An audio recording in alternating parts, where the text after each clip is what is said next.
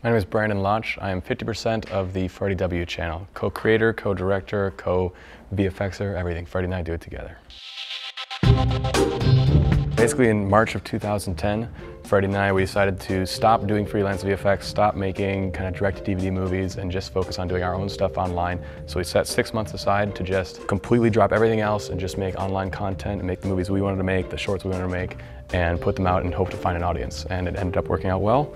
And so here I am today, 3 years later, haven't done a job that wasn't of my own choice ever since then, and just make videos. So the nature of doing online videos, you end up being kind of a jack of all trades, because there's no real way, especially when we were starting to pay people to specialize in every single trade, and so we'd actually end up doing everything. Every video starts with the conceptualization phase, where basically we go through and storyboard it out or come up with it and talk through it. And then after that we shoot it, which is a kind of more on set, where we're directing and going through and basically shooting the entire video, including VFX supervision. Then once we get it post, you have to edit it and do VFX on it, which involves breaking down every single shot, coming up with what the effects we want to add, and either doing 3D work or compositing work on top of it.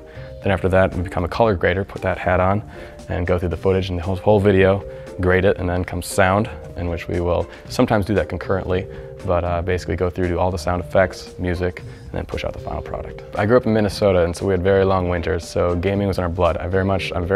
My preference is card games, like original card games. So I did play a little Magic as well, but also board games, very classic board games like Monopoly, Risk, Clue, stuff like that. And then video games as well came into my life later on, so all facets of gaming. Cards, I love the simplicity that it's a deck of 52, and you have all these different games that have been created for it. So you can go on an ice fishing trip and bring that deck of cards and you can entertain yourself the entire time. Very lightweight, fits in one pocket. One time playing Scrabble, and something you have to understand what my Scrabble set is. My great-grandma, back in the 1950s when Scrabble came out, she loved it so much that she wrote in a letter to, I believe it's Milton Bradley or whoever made it, and she requested they give her an extra Z and an extra Q because the game wasn't exciting enough for her. So our set has 2 Zs. And so one time I was looking and I was playing with my mom and my dad, and I was looking at my board and there it was, J-I-Z-Z, 87-point play to drop the jizz on the board. And so I did, and my mom looks at it and she goes, "What is that? That's not a word, is it?" And my dad goes,